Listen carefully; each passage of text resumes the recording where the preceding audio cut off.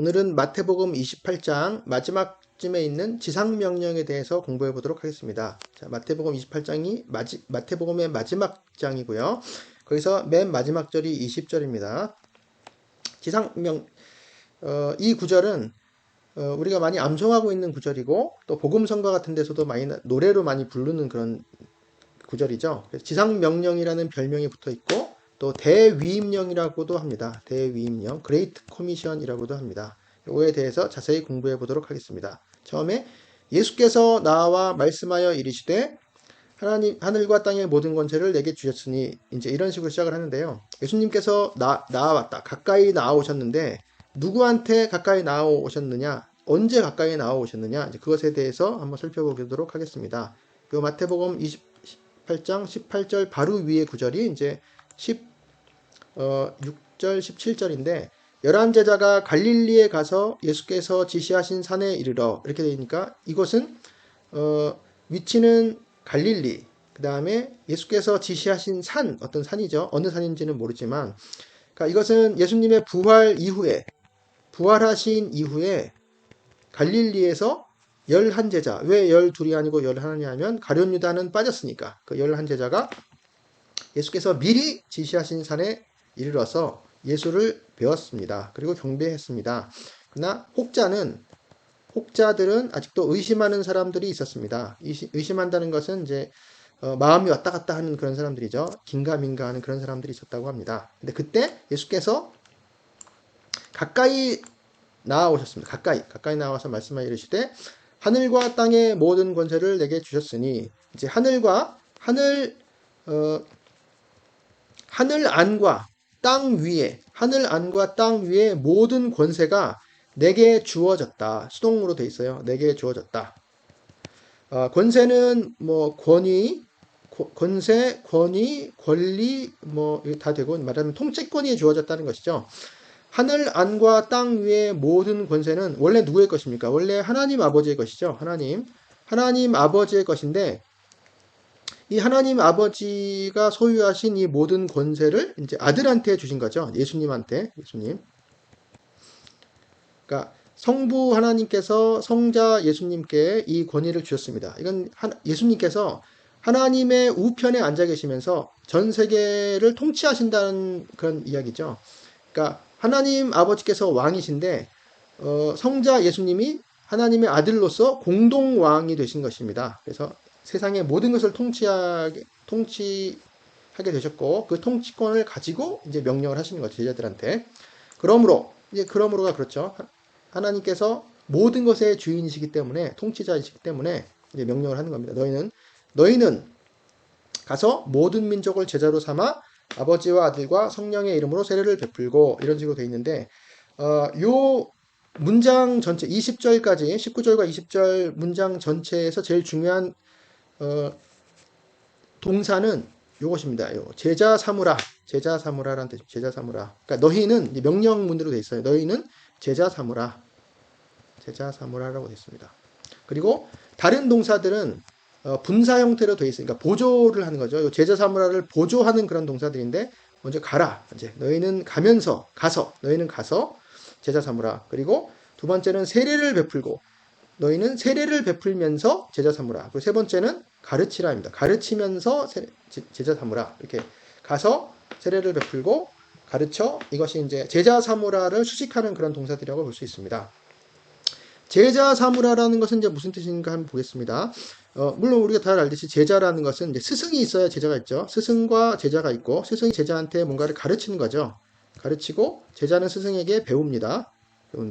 근데 이 스승과 제자 사이에 이제 가르치는 이것은 책을 보고 배우고 뭐 인터넷을 보고 배우는 그런 정도가 아니고 옆에 제자가 스승 옆에 딱 붙어서 이제 모든 것을 배우는 것입니다. 그렇게 배우는 것 말하자면 삶을 배우는 것이고 어떤 전체를 배우는 것이죠. 그러니까 도제 수업 같은 걸 말합니다. 도제 수업. 예를 들어서 뭐 악기를 배운다, 뭐 음악을 배운다, 아니면 인간 문화재,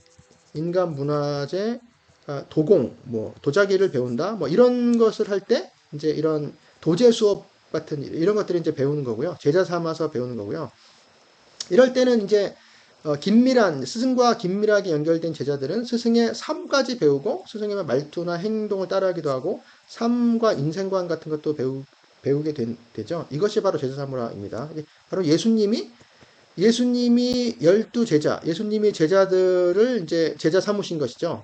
근데 이제는 예수님께서 제자들 보고 또 제자를 삼으라고 하시는 겁니다. 근데 이 제자가 누구의 제자일까요? 이 제자는 제자들의 제자라고 할 수 있지만 보다 본질적으로는 예수님의 제자인 것이죠. 제자들 보고 다른 사람들을 예수님의 제자로 삼으라고 하는 것입니다.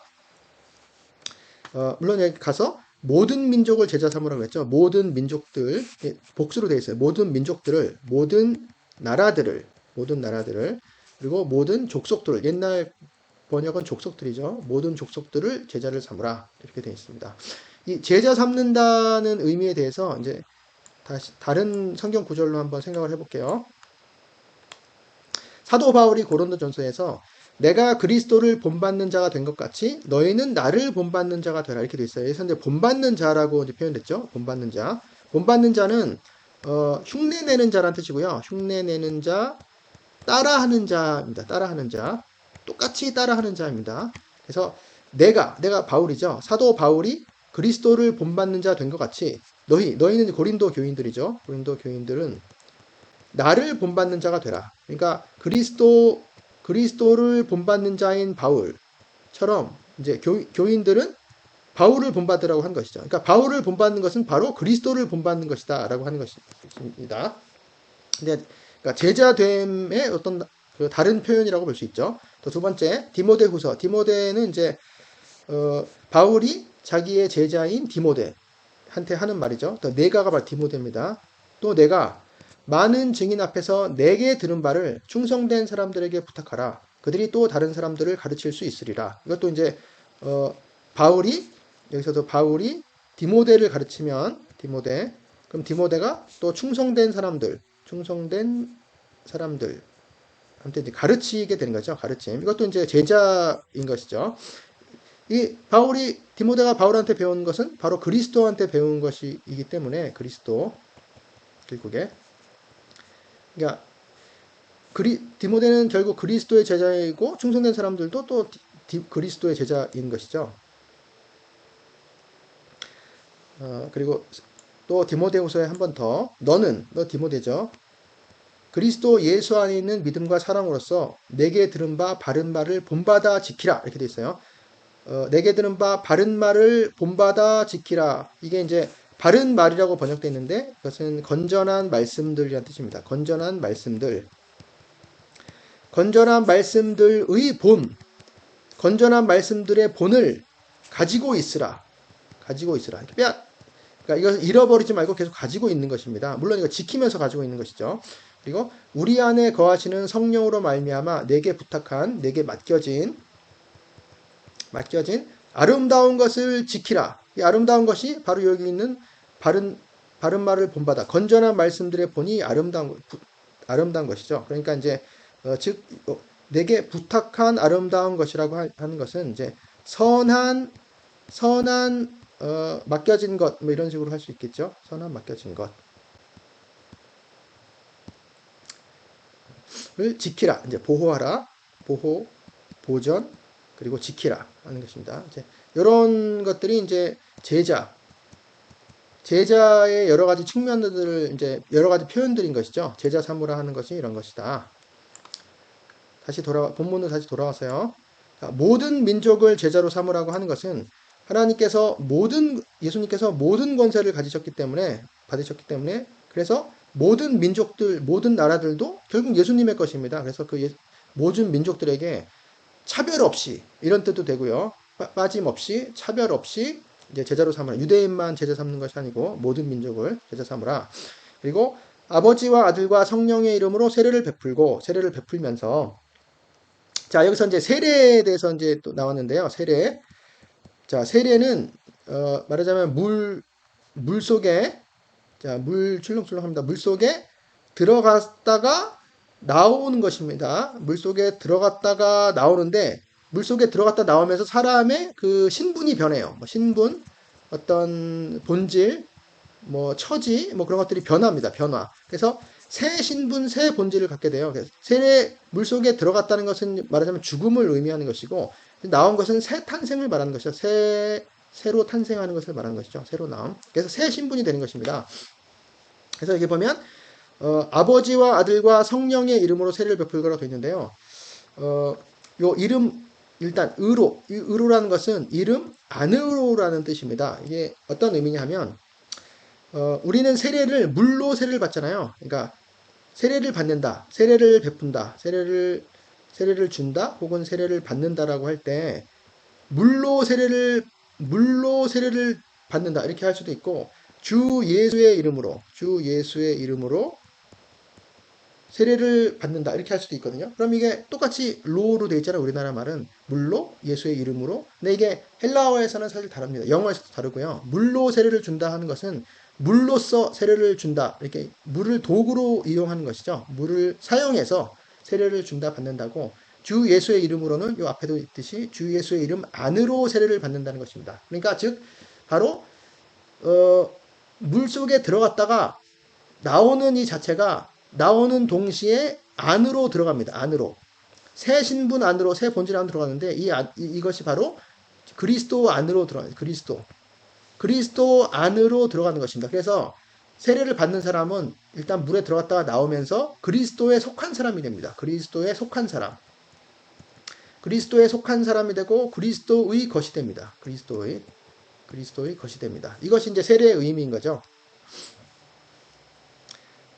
여기서는 아버지와 아들과 성령의 이름 안으로 세례를 받는다. 그러니까 세례를 이렇게 물속에 들어갔다 나오면서 삼위일체 안으로 삼위일체의 것이 되는 것이죠. 삼위일체 하나님에 속한 것이 되는 것입니다. 그래서 여기 보면은 아버지와 아들, 그 아버지와 그 아들과 그 성령의 그 이름으로 세례를 베풀고 이런 식으로 되어 있거든요. 그러니까 예를 들어 아버지의 이름과 아들의 이름과 성령의 이름 안으로 세례를 베풀고가 아니고 또 아버지와 아들과 성령의 이름이 하나거든요. 단수. 아버지와 아들과 성령의 그 이름으로 세례를 베풀고 이렇게 돼. 이름들로 세례를 베풀고도 아닙니다. 그래서 이것은 아버지와 아들과 성령의 그 이름 안으로 세례를 베풀라고 되어 있기 때문에 이것은 여기서 신비한 삼위일체가 나타나는 것이죠. 삼위일체. 신비한 삼위일체, 이제 신비하고 거룩하고 우리가 잘 알 수 없는 그런 삼위일체의 신비가 살짝 드러나는 그런 구절입니다. 이것이. 무엇 안으로 세례를 받는다. 그리스도 안으로 세례를 받는다. 아버지와 아들과 성령의 이름 안으로 세례를 받는다라는 그런 의미를 다른 성경 구절로 한번 찾아보도록 하겠습니다. 그것도 한번 확인을 해보는 게 좋죠. 이렇게 한번 배웠으면. 자, 이제 사도행전 9장에서는 이제 바울이 3차 전도, 바울의 3차 전도 때 이제 에베소에서 일어났던 일입니다. 바울 3차 전도 에베소에서 그 바울이 이제 예수를 전파한 다음에 했더니 그들이 듣고 주 예수의 이름으로 세례를 받았다. 주 예수의 이름으로 세례를 받았다. 그래서 이름으로도 역시 주 예수의 이름 안으로 세례를 받았다는 뜻입니다. 그래서 이 사람들이 세례를 받으면 주 예수의 이름 안에 속한 사람들이 되는 겁니다. 주 예수의 것이 되는 것입니다. 아까는 성부, 성자, 성령, 아버지와 아들과 성령의 이름으로 되어 있는데 여기서는 이제 좀 줄였네요. 주 예수의 이름으로라고 되어 있습니다. 그 다음에 두 번째 로마서도 역시 바울이 쓴 편지인데 무릇 그리스도 예수와 합하여 세례를 받은 우리는 그의 죽으심과 합하여 세례를 받은 줄을 알지 못하느냐 이렇게 되어 있습니다. 여기서 그리스도 예수와 합하여 이것이 바로 예수 안으로 이런 뜻입니다. 안으로라는 헬라어를 와하파요로 번역한 거예요. 우리 성경이 쉽게 하려고. 그래서 무릇 그리스도 예수 안으로 세례를 받은 우리는 그의 죽으심과 합하여도 역시 그의 죽으심 안으로 세례를 받은 줄 알지 못하느냐. 그러니까 우리는 그리스도 안으로 세례를 받아서 그리스도의 소유가 됐고 그리스도에 참여한 사람들이 됐죠. 그래서 역시 그리스도의 죽으심에 참여한 사람들이 된 것입니다. 그리고 갈라디아서에 역시 바울의 편지 누구든지 그리스도와 합하기 위하여 세례를 받은 자는 그리스도로 옷 입었느니라. 여기서 또 그리스도와 합하기 위하여 또 그리스도 안으로입니다. 이제 번역을 이렇게 한 거죠. 그리스도 안으로 세례를 받은 자, 그리스도의 것이 된 것이죠. 세례를 받아서 그리스도로 옷 입었느니라. 그리스도를 옷 입었느니라인데, 그러니까 이것이 어떻게 비슷하죠? 그러니까 우리가 세례를 받아서 그리스도 안에 속했다고 하는 것은 결국 우리가 그리스도를 옷 입었다고 하는 그런 표현이 좀 비슷한, 어떻게 보면 비슷한 표현이죠. 비슷한 표현. 그러니까 우리는 그리스도의 옷 안으로 들어간 것입니다. 말하자면 그리스도의 옷에 쌓여 있는 사람들이고 그리스도의 옷자락이 덮여진 그런 사람들입니다. 그리스도의 것이 된 거죠. 그리스도의 권위 아래에 들어가 있고 그리스도에 속한 사람들이고 그리스도의 것이 된 것이죠. 소속된 사람들입니다. 자, 이것이 이제 세례 무엇 안으로라는 세례의 의미였고요. 그리고 마지막 구절, 세 번째 구절. 내가 너희에게 분부한 모든 것을 가르쳐 지키게 하라. 이렇게 되어 있습니다. 이것은 이제 내가 너희에게 분부한, 너희에게 명령한, 이런 뜻, 명령한, 내가 너희에게 명한, 명령권자이시죠? 예수님은. 내가 너희에게 명령한 모든 것을 그들에게 가르치라. 그들에게 가르치면서, 이제 이런 뜻이죠. 그들에게 가르치면서 지키도록 가르치라 이 말이죠. 지키도록. 그리스도의 모든 명령한 것들을 그들이 지키도록 가르쳐라. 이제 이런 뜻입니다. 이제 그들이라는 것은 이제 모든 민족이죠. 제자들이죠. 모든 민족 중에서 제자된 사람들. 그리고 볼지어다. 이제 보라. 내가 세상 끝날까지 너희와 항상 함께 있으리라. 이제 이렇게 하면서 이제 마치는데요. 이제 마태복음 마지막 구절인데 이것도 한번 보겠습니다. 내가 세상 끝날까지 너희와 항상 함께 있으리라. 내가 함께 있으리라. 너희와 함께 있으리라. 이 구절을 보면 먼저 이제 이것은 내가 너희와 함께 있다. 이런 뜻입니다. 내가 함께 있다. 여기서 이제 있으리라라고 번역이 되어 있는데 미래형으로 번역되어 있는데 실제로는 현재입니다. 근데 현재는 미래로도 해석할 수 있거든요. 근데 일단 기본적으로는 이제 현재이기 때문에 너희와 항상 함께 있다. 이렇게 함께 있노라. 이렇게 하는 것이 이제 1차적인 해석이 되겠습니다. 그리고 너희와 함께 이제 요것을 뺀다면 내가 있다. 이렇게 되어 있는데 요 내가 있다를 헬라어 원문은 이제 에고 에이미로 되어 있습니다. 에고 에이미는 I am 이런 뜻이죠. I am. 이 에고 에이미는 요한복음에서도 여러 번 나왔죠. 예수님께서 자기 자신을 선포하실 때, 자기 자신을 소개하실 때, 나는 생명의 떡이다. 나는 선한 목자다. 이런 식으로 나는 무엇이다. 에고 에이미. 나는 누구다. 이런 식으로 소개를 하신 걸 알 수 있고요. 또 이것은 이제 구약 성경에서 하나님께서 자기 자신을 선포하시고 자기 자신의 이름을 소개하실 때 나는 스스로 있는 자니라. 그러니까 이런 것들이 이제 말하자면 I am who I am 이렇게 되는 거거든요. 그러니까 I am. 이런 것들이 이제 하나님의 자기 선포를 말합니다. 그래서 예수님도 역시 이제 이런 표현을 쓰시는 거죠. 예수님도 하나님이시기 때문에 하나님의 자기 선포를 쓰셨습니다. 내가 있다. 내가 이다. 내가 너희와 함께 있다. 그리고 항상이라는 것은 그 모든 날들에 너희와 항상 함께 있다. 이게 약속의 말씀이고 세상 끝날까지 보겠습니다. 세상 끝날까지는 사실은 날은 없고 그냥 세상 끝까지 이렇게 됩니다. 세상 끝까지는 직역하자면 시대의 종결까지 이런 뜻입니다. 시대의 종결까지, 시대의 완결까지, 시대의 대단함까지, 시대의 완결까지. 시대의 완결까지라는 것은 무슨 뜻일까요? 이것은 이제 우리가 생각할 수 있듯이 이제 심판을 말하는 것이죠. 예수님께서 재림하시고 이제 심판하는 그 날을, 그러니까 세상이 끝나는 이제 그 날을 말씀하시는 겁니다. 요 세상의 종결까지라는 그런 표현을 다른 곳에서도 한번 찾아보겠습니다. 예수님의 말씀 중에서 찾아보겠습니다. 마태복음 13장은 이제 천국의 비유죠. 예수님께서 베풀어 주신 천국의 비유. 여기서 이제 가라지의 비유인데요. 가라지의 비유에서 쭉 이제 좋은 씨는 천국의 아들들이고 가라지는 악한 자의 아들들인데 이제 세상 끝에 추수 때는 세상 끝이요 이렇게 나오는데 세상 끝. 요게 이제 그 마태복음 28장에 있는 그 세상 끝이랑 똑같은 단어입니다. 세상 끝. 시대의 완결, 종결, 시대의 완결. 정결. 그래서 그때 또 이 가라지를 거두어 불에 사르는 것 같이 세상 끝에도 그러하리라. 이거죠. 그 세상 끝에는 어떤 일이 일어납니까? 그 인자가 예수님 그 천사들을 보내리니 다 거두어내서 풀무불에 던져 넣으리니 거기서 울며 이를 갈게 되리라. 이게 최후의 심판이죠. 최후의 심판과 그러니까 지옥 판결입니다. 지옥의 판결. 천국의 비유의 한 구절을 더 보자면 천국 비유 중에서 그물 비유가 있어요. 그물 비유. 그물 비유에서도 세상 끝이 또 있죠. 세상 끝에도 이러하리라. 시대의 종결, 시대 완결에도 이러하리라. 천사들이 와서 의인 중에서 악인을 갈라내요. 의인과 악인을 확 갈라서 풀무불에 던져 넣으리니 거기서 울며 이를 갈리라. 이것도 역시 심판과 지옥이 있습니다. 심판, 지옥. 이게 세상 끝인 것이죠. 세상 끝. 그래서 예수님께서는 세상 끝까지 너희와 항상 함께 있으리라 이렇게 말씀하셨죠. 그래서 그러니까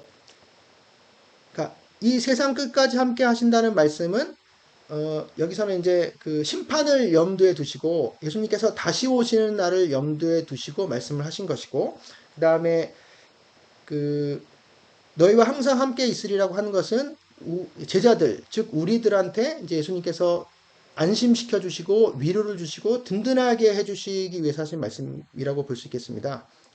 그러니까 요것과 이제 비슷한 구절 하나 찾아보고 이제 마치겠습니다.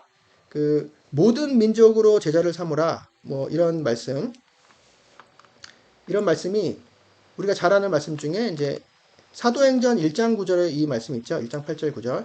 오직 성령이 너희에게 임하시면 너희가 권능을 받고 예루살렘과 온 유대와 사마리아와 땅끝까지 이르러 내 증인이 되리라. 자, 땅끝까지. 여기서는 이제 땅끝까지 이르러 내 증인이 되리라 이렇게 했어요. 그러니까 여기서 비슷한 말씀을 보면 이제 모든 민족들, 모든 나라를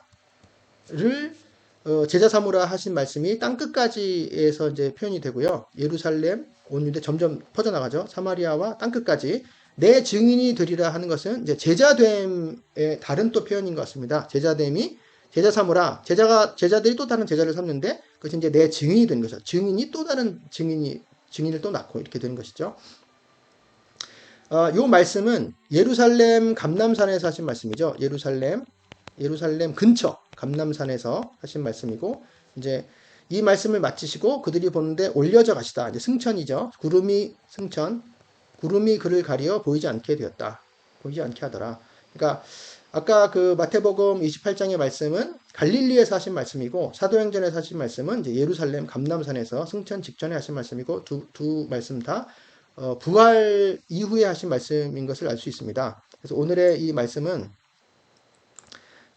예수님께서 모든 것의 주인이시다. 모든 것의 권세를 가지신 모든 것의 주인이시고 통치권자시고, 그래서 제자들에게 모든 민족을 제자로 삼으라 이렇게 말씀하시고, 그리고 우리에게 힘 주시기 위해서 내가 세상 끝날 내가 너희와 항상 함께 있다. 이렇게 말씀하시는 위로의 말씀이 되겠습니다. 네, 수고하셨습니다.